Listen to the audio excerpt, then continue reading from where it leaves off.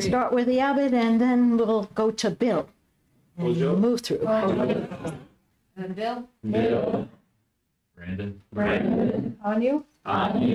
Joanne. Sokai.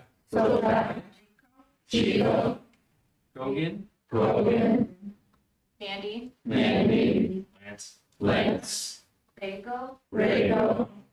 Sil. Leslie. Doku. Joshin. Yankee. Blake. Splat. Darren. Wilcox. Kyle. Kevin. Jinkaku. Annalise. Corinne. Dave. Tojun. Melvin. Iso. Anshin. Sunny. Esho. Mario. Gerald. Colin. Benjamin. Yohan. Linda. Evelyn. Tenka. June. Mike. Hillary. Sean. Molly. Christian. Hogan. Christopher. Vincent. May. Ryan. Machine. Sam.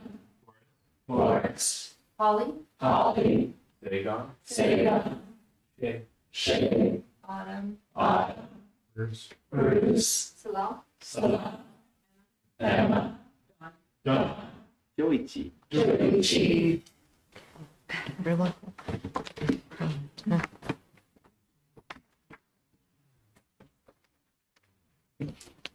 Okay. There's only one thing. It's actually outside of what I was going to talk about, but it's kind of interesting, Hawaiian mathematics. And if there's 10 people in a room and each person relates to the other 10 people in a very different way and a different perspective, according to the Hawaiian, there are 100 people in the room. So take that to your algebra class. Anyway, I just thought it was neat. Okay, so, because who would have thought of that? No, okay. All right, so this will be my final talk for this term. I mean, hopefully I'll be back in the fall, we'll see. Okay, Sudhana, a young aspirant encouraged by Manjushri, Bodhisattva of Wisdom, sets out on pilgrimage to encounter 53 spiritual friends, guides on the Bodhisattva Path. His question, Noble One, it was Manjushri who inspired me to seek supreme perfect enlightenment, directed me to attend spiritual benefactors.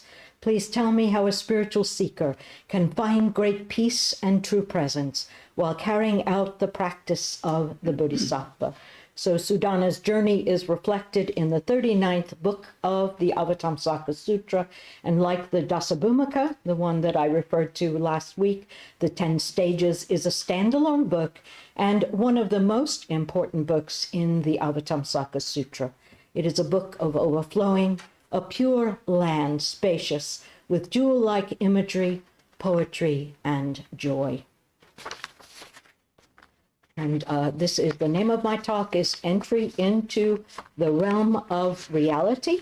And the first thing I'm going to go through is the mondo that I'm going to present. It's a verse I will present on the 10th. Is it the 10th? No, the 7th.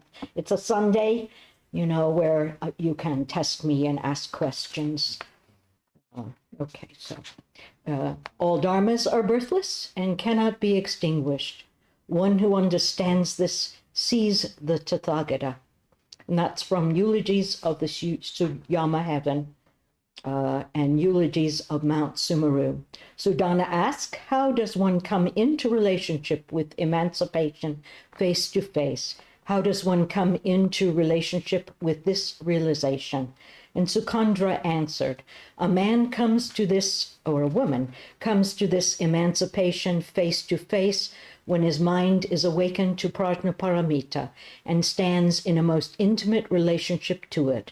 For then he attains self-realization in all that he perceives and understands. Sudhana asked, where is the abode of all the bodhisattvas? And Manjushri, in the most excellent ultimate truth they have their abode.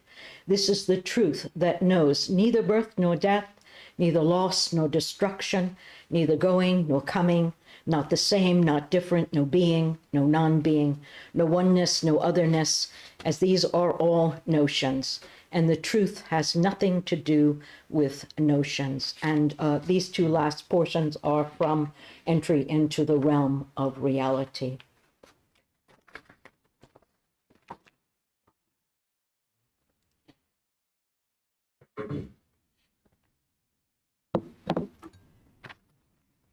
The reality realm, the realm of the Dharmadhatu, the realm of interior light, I am slipping into, imbibed by the great salt ocean of the true mind. What is the true mind?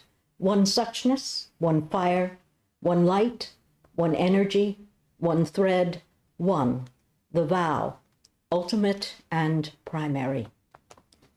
At one time, the Blessed One was in Sravasti, in a magnificent pavilion in the garden of Anathapindada, in the Jeta Grove, together with 5,000 bodhisattvas, led by Samantabhadra, universally good, and Manjushri, Bodhisattva of Wisdom.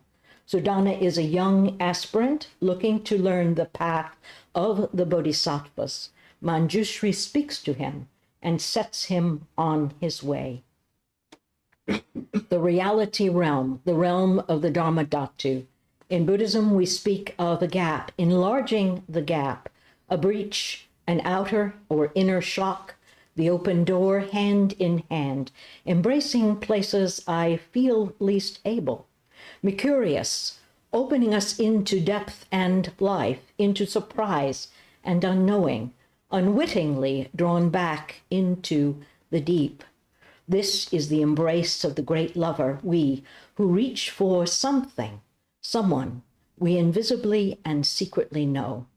The four functions of personality, thinking, feeling, sensing, and intuition, are like the 5 elements, the 4 directions, the 5 skandhas, skillful means, basic and structural, but also provide an invitation to look deeply into qualities: warm, cold, moist, dry, autumn, spring, seeds, enfolding, ripening, decay, and the 4th inferior function, the trickster part of our being, never resolves and yet teaches us to stay, to wait, to be present with what feels threatening and unforeseen.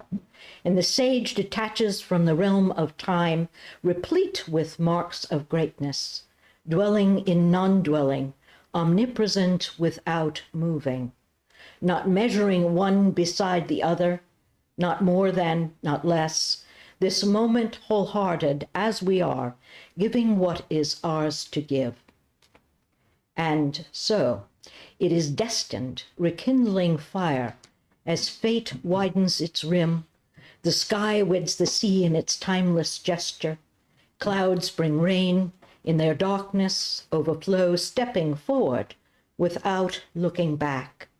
The spark of the interior pattern subtly present, its beauty expressed in fingerprint-like rings, soft textures reminiscent of the trees. I knock on the door of fear and or doubt, and it gives forth its elixir. Fate, the unraveling of the inclination to go this way or that, but it doesn't have to mean stuck.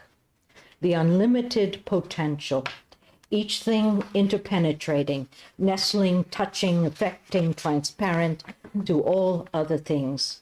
This conversation we have with ourselves and with others is fertile, possible, and potent.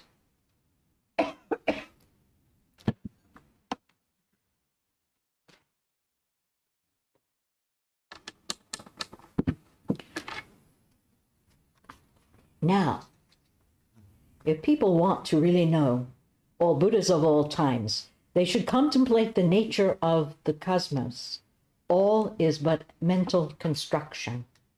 The Avatamsaka is a land of the blessed, a pure land, an outpouring of bodhicitta. The Bodhisattva course is immersed in the realm of practice, in the positive and the fabulous. She is silent and solitary, with a heart spacious and free, alive in the realm of the true mind. The Avatamsaka creates an atmosphere which is permeable, a universe of balance and unity, yet inclusive of dissonance and destruction. The luscious flower ornament undermines fixed notions and comparisons, such as high and low, large and small, birth and death, being and non-being. Fixed notions, ideas related to a central standard, and therefore not free. The Avatamsaka encourages us to look deeply into the nature of phenomena, signlessness, to see beyond the appearances, to see and act with a non-judgmental, a non-discriminating eye, as one element is made of every other element. In the world of appearances, each thing is unique, and I learned this in chemistry, that an orange is not an apple.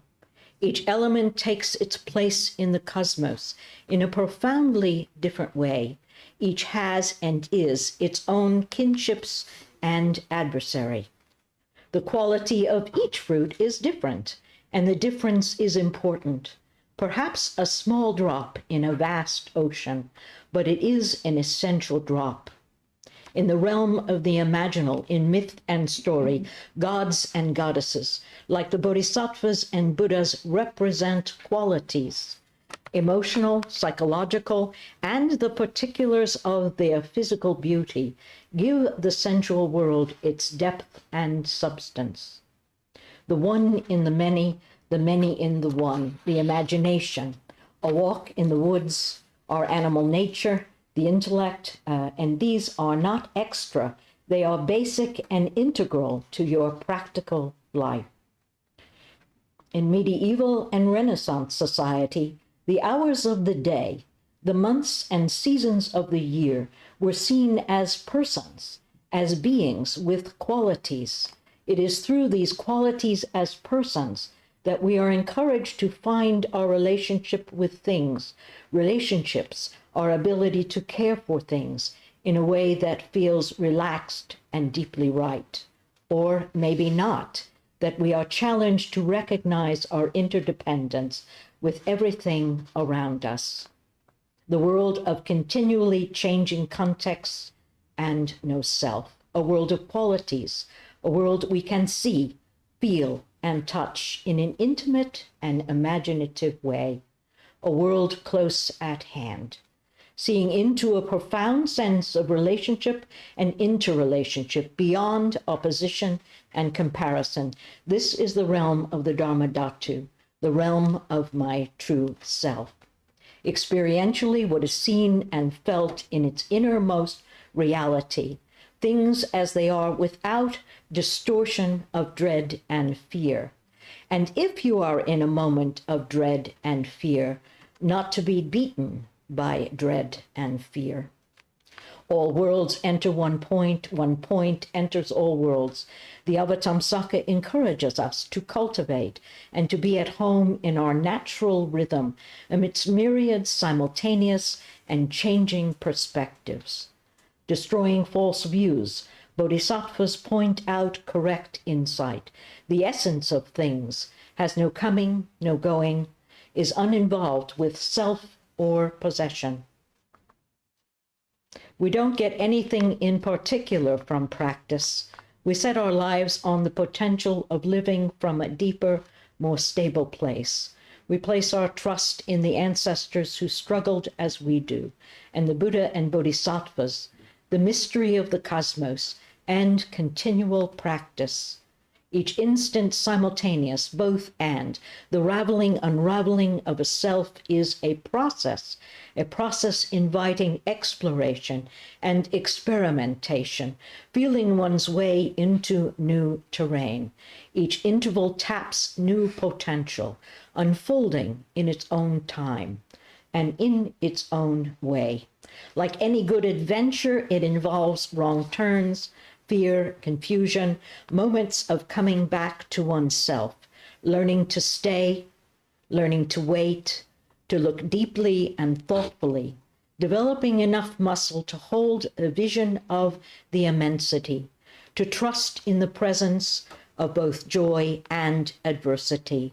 And the Sambhogakaya realm is the enjoyment body.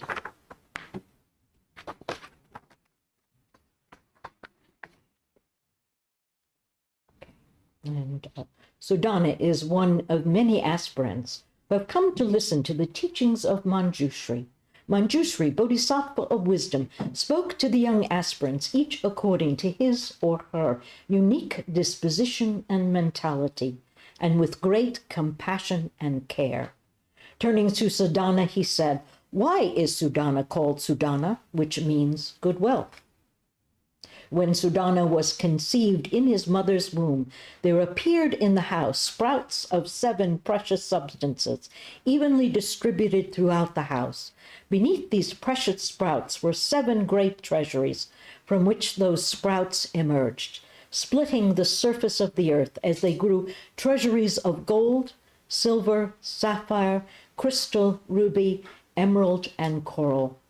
When his limbs were perfectly formed and he was born after 10 months, those treasuries, which were 7 spans high, wide, and long, opened to the surface of the earth.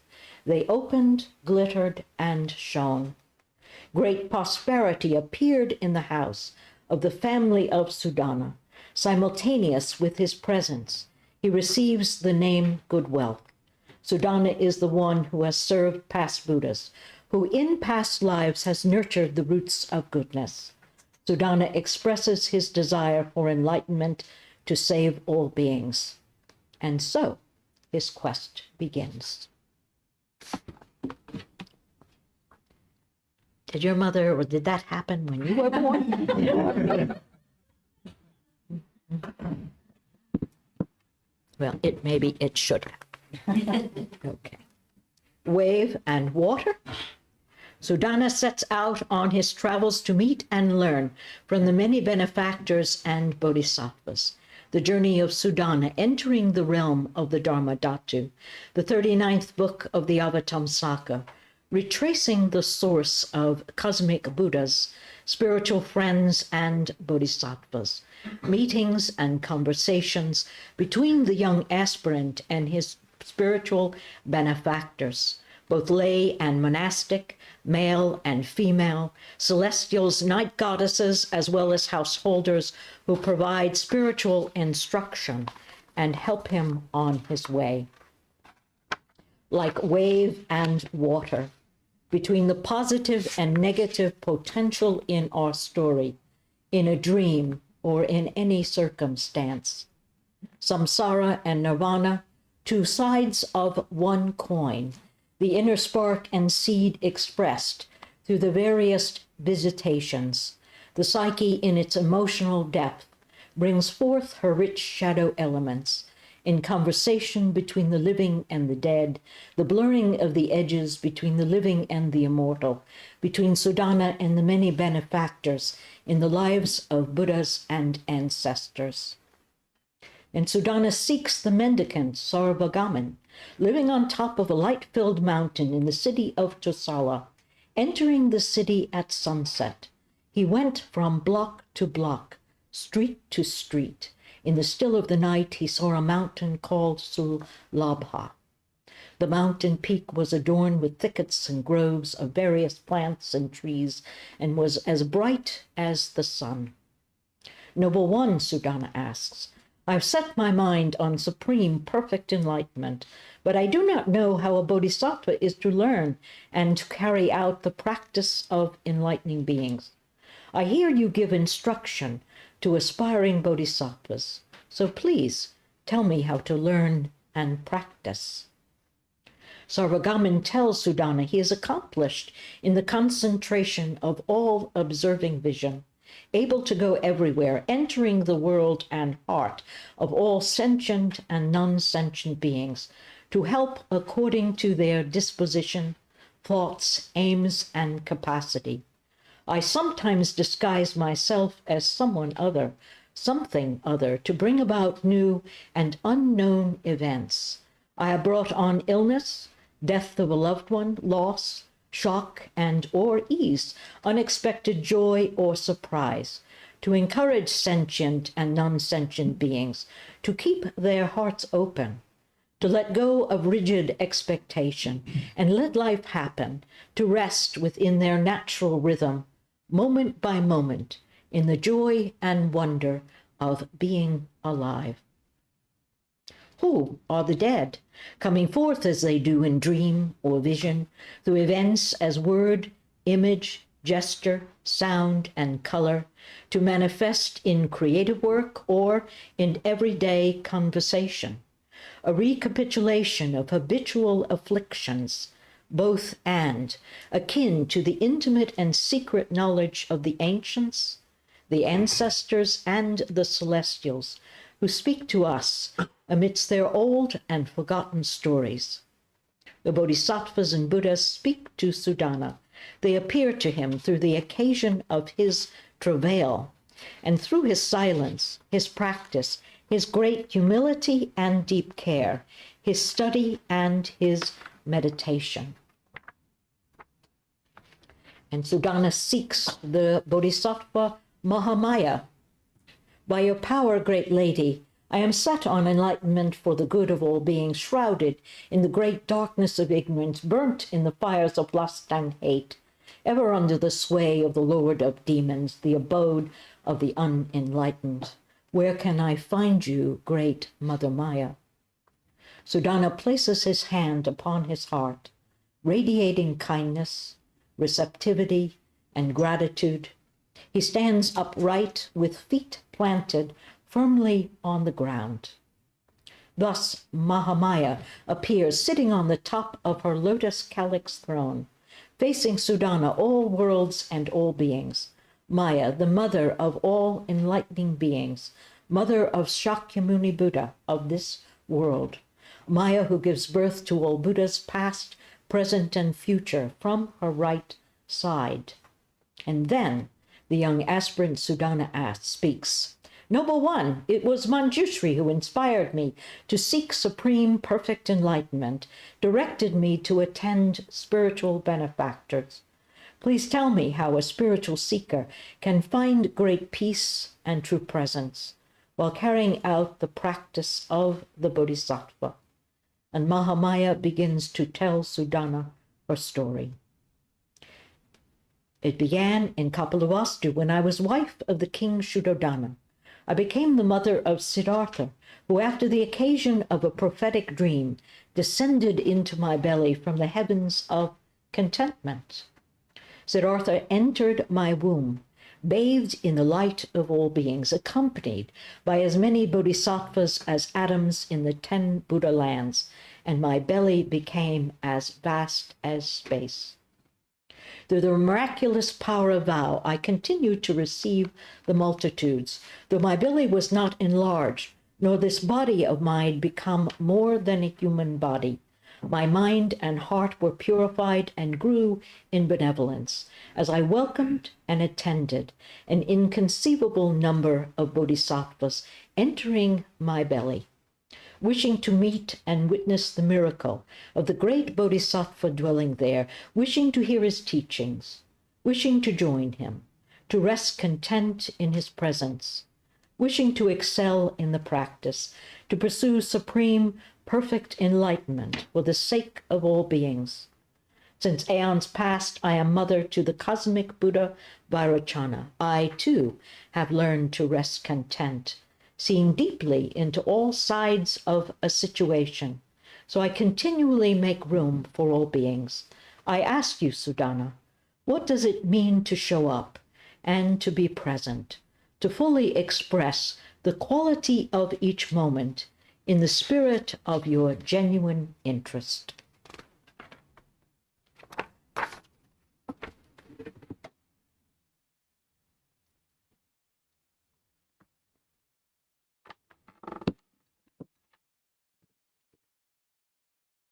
and our first small steps entering a new world. At Dharma Rain, my root temple, we paid a lot of attention to karma, and there was a reference made to staining, the residue of transformation, different in quality from the usual prospect of perfection, awkwardness or waywardness in certain areas of our life can bring us into unexpected presence, a presence to the underside, causing us to look deeply, predisposing us to unforeseen beauty. Negativity is potent, orienting toward the present moment. Negative elements appear in the guise of what feels most recalcitrant, investigating our experience of resistance, noticing many times subtle tendencies toward escape, or our inability to stay or to wait. Actually, I read that wrong. Investigating our experience of resistance and noticing many times the subtle tendencies toward escape, our inability to stay or to wait. Being present to sorrow, doubt, fear, and or our anger, perhaps arrogance, without getting lost in the spin-off or repression. So open to simplicity, happiness, and ease, how things flourish of their own accord.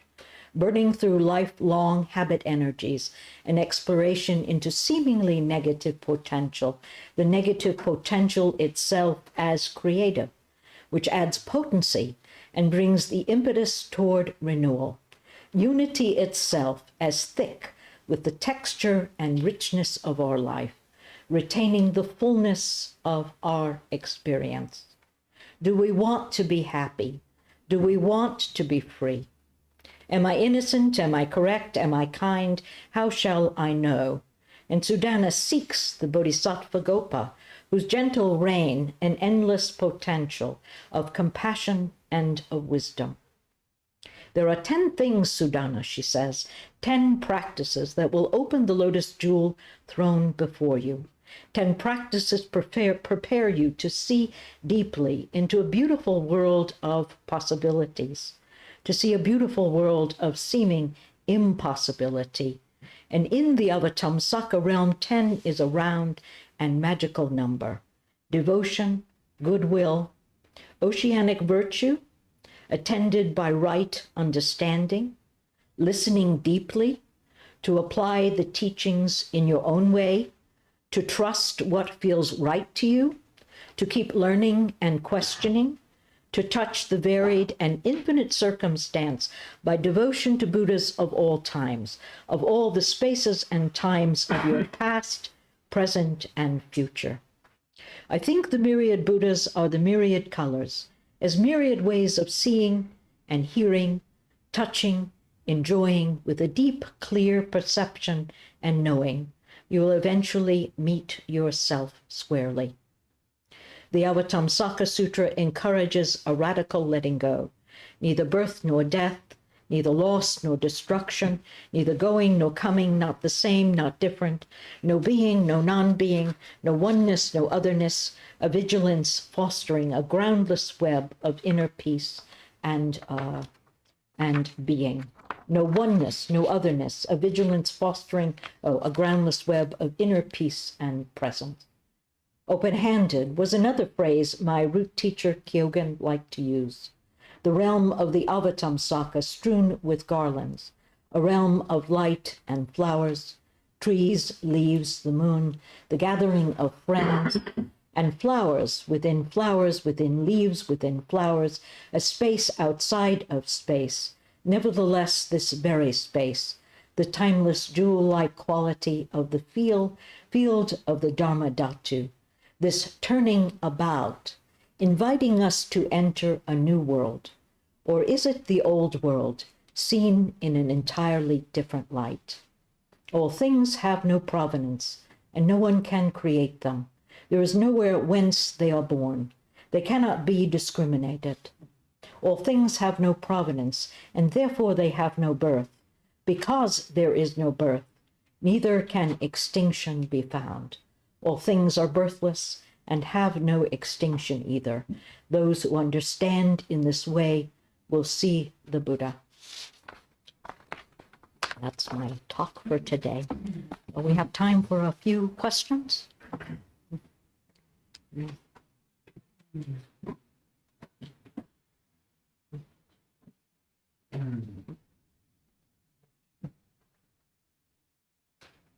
Genius. You, I can't remember the exact words, but you talked at one point about holding the joy and also the dissonance and adversity, which doesn't inclusive of dissonance and adversity. Yeah. Can you talk a little bit about how you hold those together?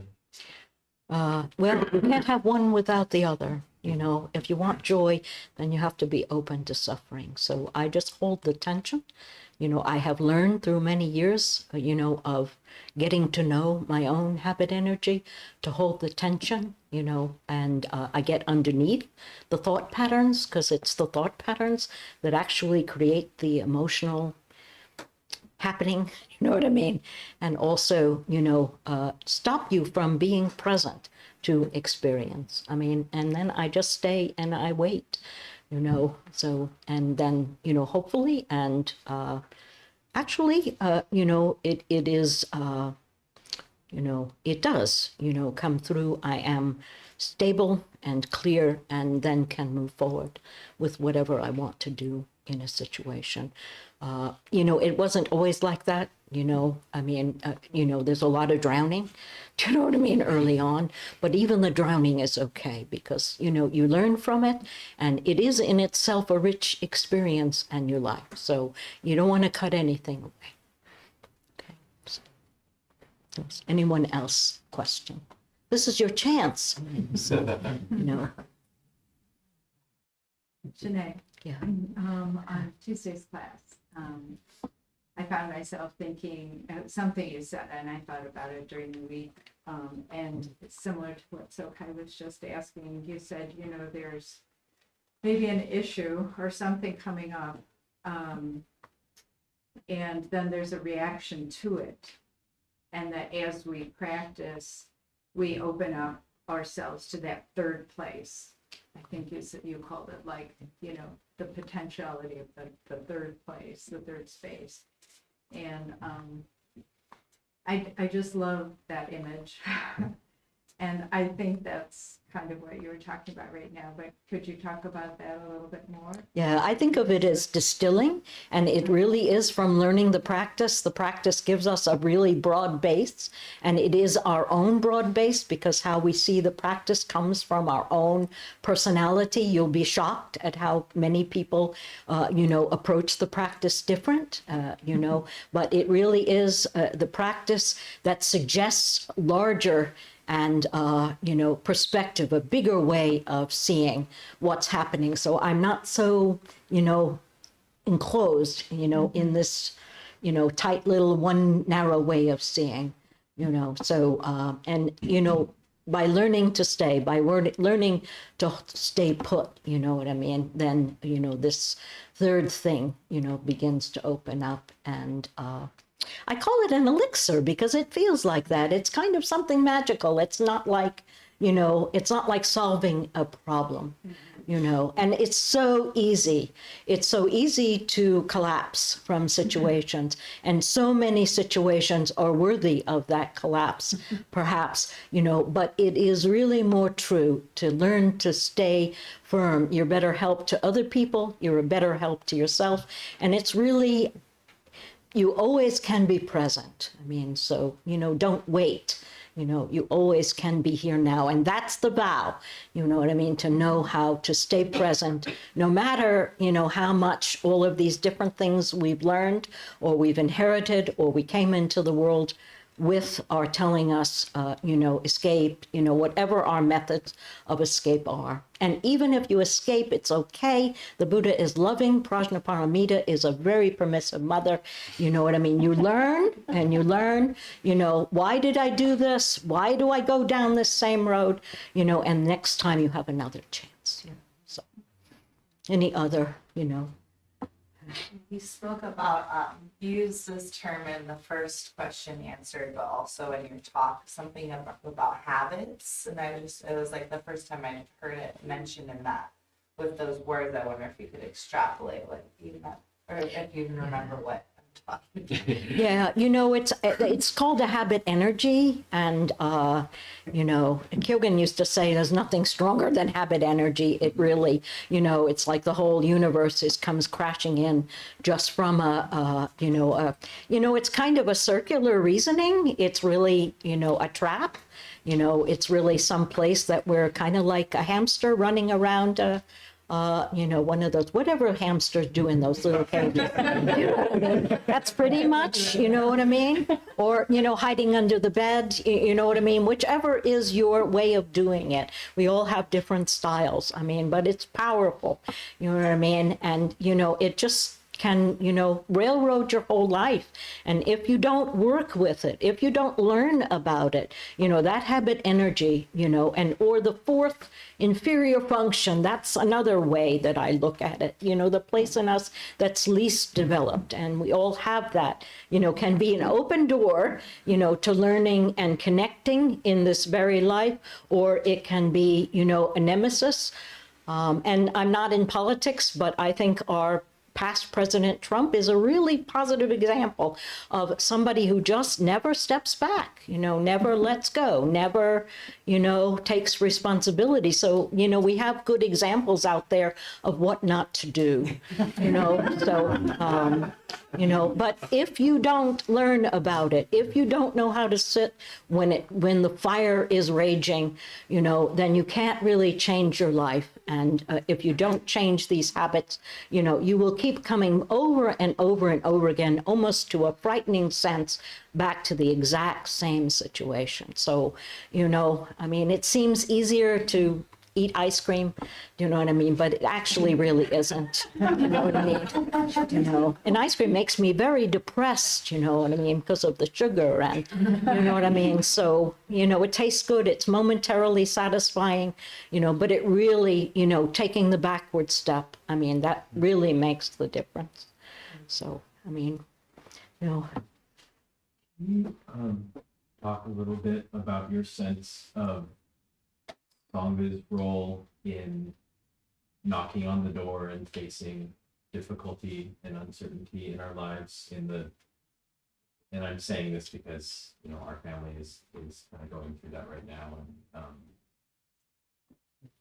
Because, yeah, did you need to say more? Or? Yeah, just in the context of a culture that is very individualistic and doesn't encourage sharing of vulnerability. It really seems to encourage sharing our strengths and our joys and our triumphs, and really seems to discourage sharing what's difficult in our lives. You know, people say, "How are you doing?" and the response is fine, regardless of what's going on. Yeah, well, because in Sangha we practice together. And in the Sangha that I came from, you know, Dharma Rain was very big, and I wasn't necessarily always happy about it, but a lot of sharing and checking in. And, you know, what it does is it binds us together. You know, we see that we're not alone in some of the, you know, really things that we feel ashamed of or we feel sorry for. And, you know, we perseverate, you know, by ourselves. And in Sangha, we see not only that there is positive and gateways out of that, but also that you're connected. It's what makes people, you know, come closer together. What makes community and a true sense of belonging. And the other thing I want to say is that I don't think our culture is as individualistic as it speaks about, because I think that, you know, it's the deepening of individuality that we do in practice that helps us to touch a more universal way of living. And, you know, I'm not sure, you know, you could talk forever about the world and some of the things that happen in the world, but, you know, it can be very narrow and very, I don't know what word to use, having its own agenda. And if we don't fit into that agenda, it can be very hurtful to individual life. I'd like to see us be able to take our practice out into the world and to stand firmly and to know what questions and what accountability we would like in the world, and not just, being enclosed in a temple, or a temple environment, to be more free to be able to do that as well. Whatever, whether your sorrow and vulnerability or your joy or good things happening or something you'd like changed, I'd like to see that, come about more than it does. And we are almost at time. It's 11:26. Okay.